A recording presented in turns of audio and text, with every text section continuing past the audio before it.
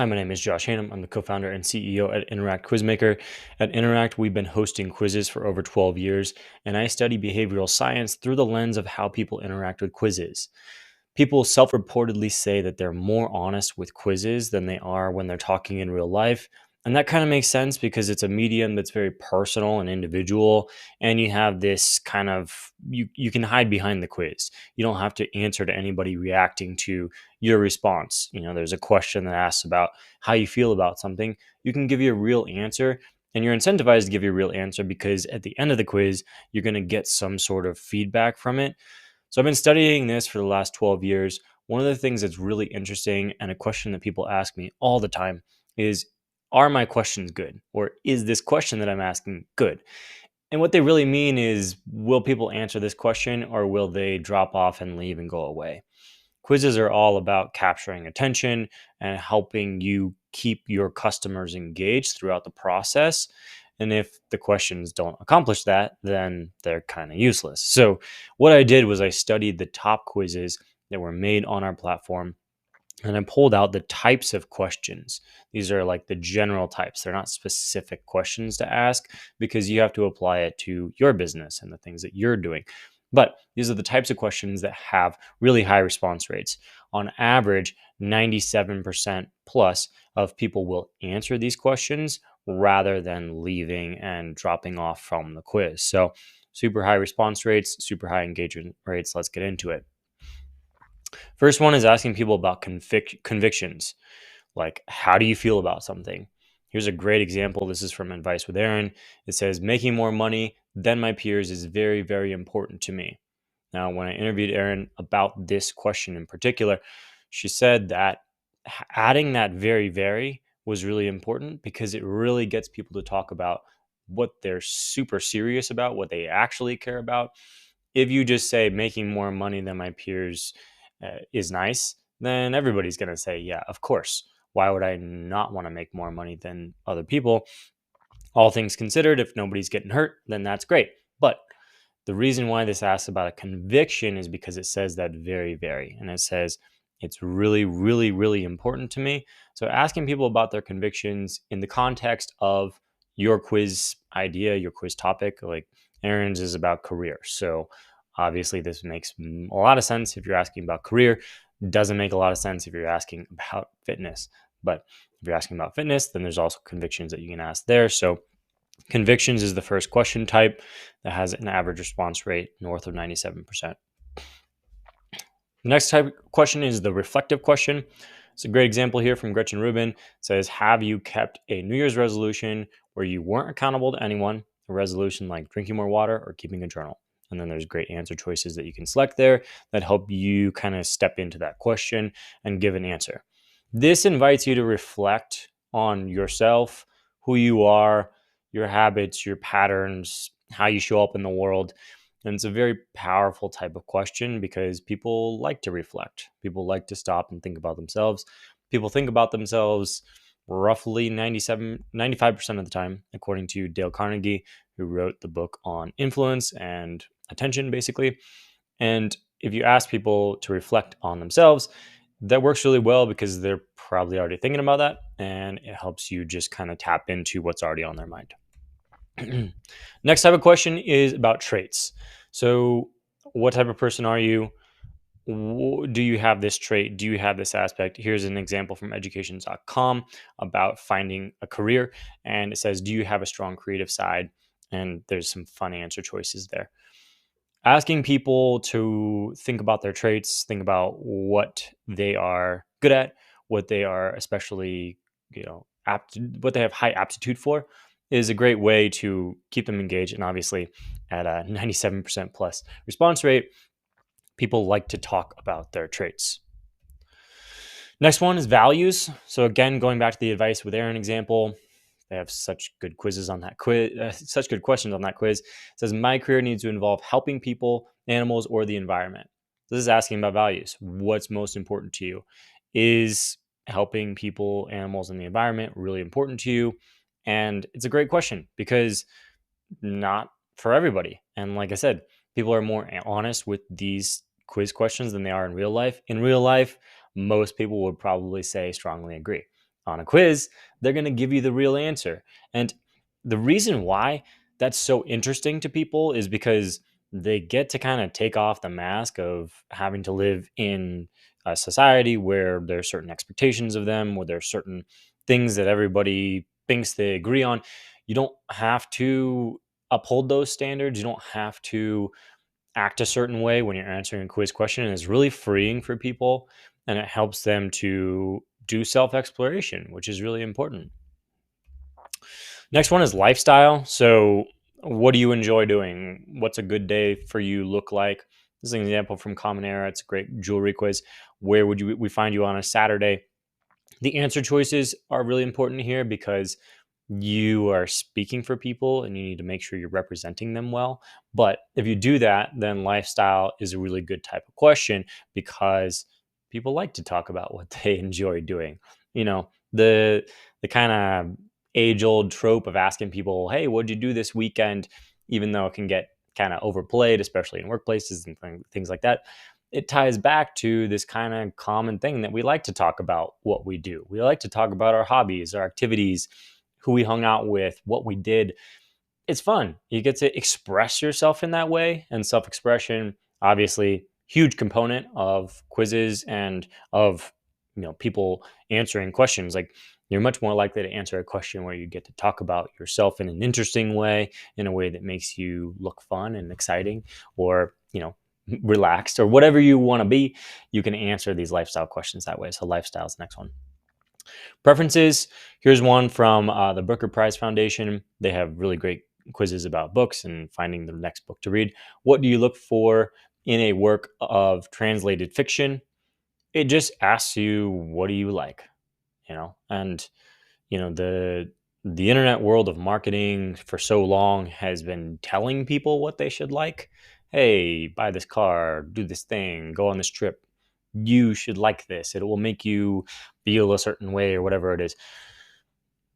Turning that around and letting people tell you, hey, this is what I like. These are my preferences. This is what I want, puts the power back in their hands. And that feels really good. And we're so used to not being asked what we want and what we like, especially in the world of internet marketing. If your quiz and your question does ask about preferences, people like that. And of course, again, with a higher than 97% response rate, you know that they want to answer those questions. Next one is the same thing, preference, but with visual choices. Here's a great example from Christina Cleveland. This is an interior design style quiz. Interior design style quiz, you're way better off putting pictures than trying to describe one of these little tiles. It's like, an old school coffee table with curved legs and whatever, right? Like, you don't want to describe it, you just want to show it. And so, in a lot of cases, like interior design or anything having to do with, imagery or style, you're going to use pictures to represent roughly the same thing. It's just whether it lives in like the mental thought world or it lives in like the physical visual world is the determination of what kind of answer choices you should use. The next one is introspective. So, how do you feel about something? Here's a great question from Dr. Scott Lyons. This one says, I get caught up in my emotions and feel drained afterwards. It's a question. It allows you to kind of look inside of yourself and think, how do I feel? Introspection is really important. All the philosophers, Socrates, Confucius, everyone in between, before and after, basically has some version of the trope that says self-knowledge is wisdom. And so knowing yourself is wisdom. And sometimes you just need to be prompted to think about things. You need to be prompted to know yourself. You're not necessarily going to just like go through your day thinking about this question, but then somebody asks you and you're like, that is interesting. Now, importantly, you don't want to overdo it here. You have to think about basically like SMART, like the simple, measurable, attainable. More the attainable piece, though. You don't want to overwhelm people with too big of a question of like, how do you feel about life? Like, it can be too broad. It can be too much to think about. You need to be specific and attainable. And so you need to think about that with these introspective questions. But it's a great question type. Perception is the next one. How do you and others see you. Perception is so important because we really care as humans about how we are viewed in the world and the impression that we make on other people. It's really important, and there's a lot of studies backing this up showing that the way that we make an impression is one of the key things that really matters to us as we go about our day. We're constantly thinking about this, whether it's conscious or subconscious. So here's a great example from Jenny Allen, author. This question says, so first up, how would your friends describe you? It's disarming in a really nice way where it's not like, who are you? It's so first up, how would your friends describe you? It's more written in like a conversational tone, which is really important. And, we're not going to get too deep into that, but asking people to talk about how they perceive themselves, how other people perceive them, how they'd like to be perceived, how they'd like to perceive themselves. Those are all things that are constantly spinning around in people's heads. So you ask them those questions, boom, spot on. You're like already aligned with what they're thinking about. Goals. What do you want? Here's a great quiz question from Jenna Kutcher. This one says, now, if you could snap your fingers and accomplish one thing in the next 90 days, what would it be? Awesome. Like, she gives great answer choices, which are really on topic, on brand, and not only helps like gather information so that she can give a good quiz result at the end, but also people want to think about that. They want to talk about that.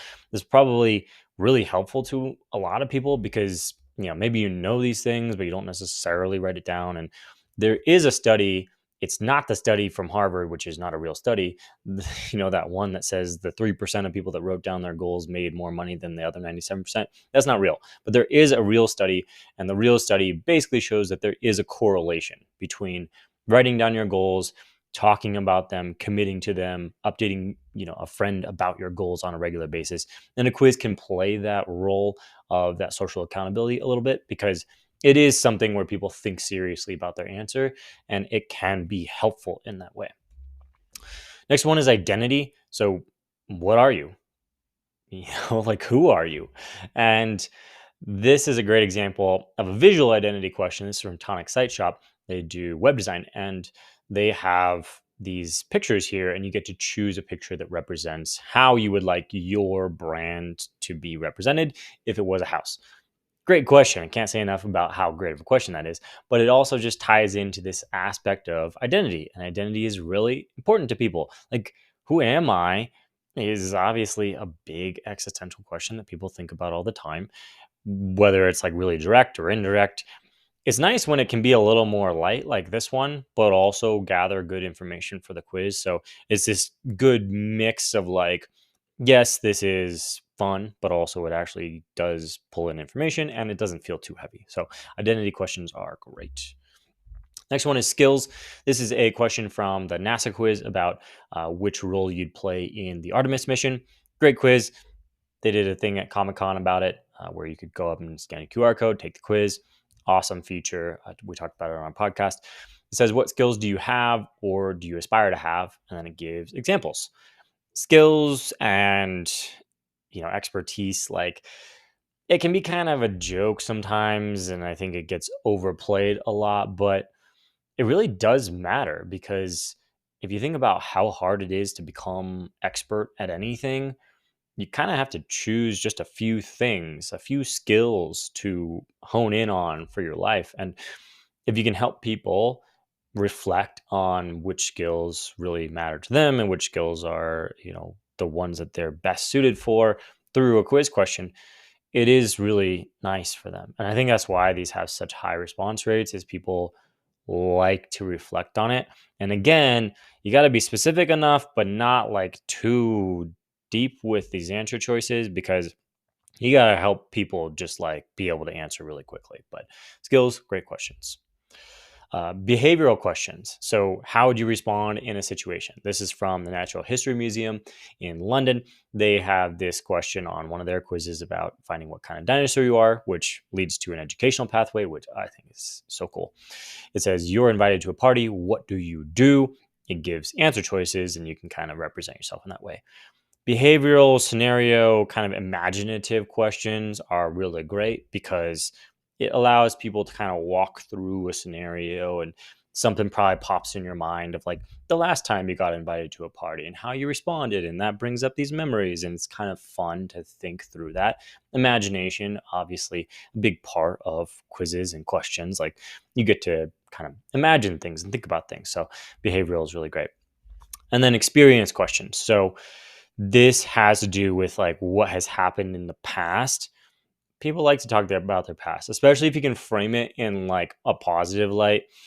Sometimes it depends on the quiz, right? Like we do have some like really serious quizzes where people are talking about difficult or painful things from the past. Nothing wrong with that if that's the kind of jive of your quiz, or if it's on the more positive end of the dial, you can have it, framed in a positive light. So this one says, have you ever negotiated for a higher salary? This is from Salary Transparent Street in their Are You Underpaid quiz. Great quiz.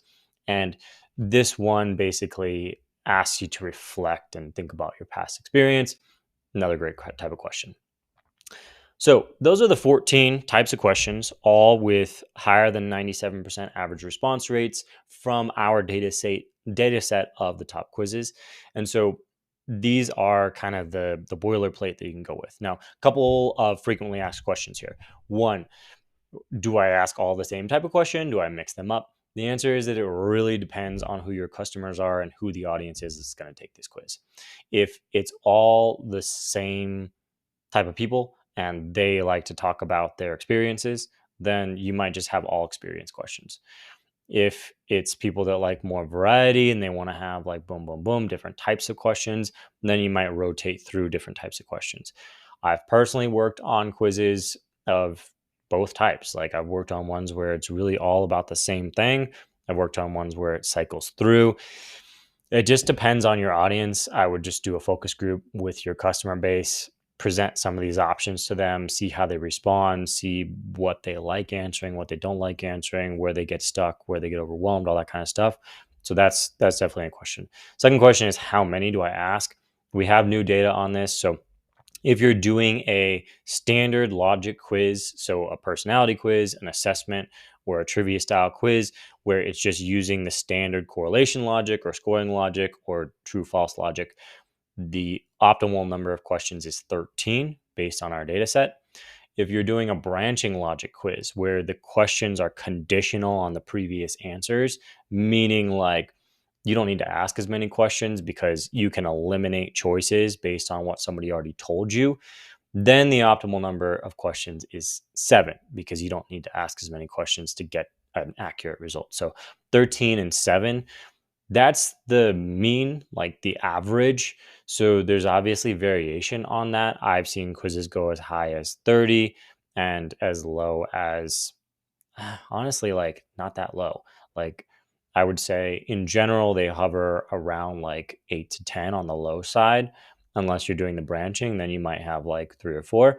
And then on the high side, you'll have like up to 30 on the other one. I've never seen a branching one that has more than like 10 questions. I think because you can learn so much about somebody through the branching that I don't see any need to have that many questions. So that's the next question.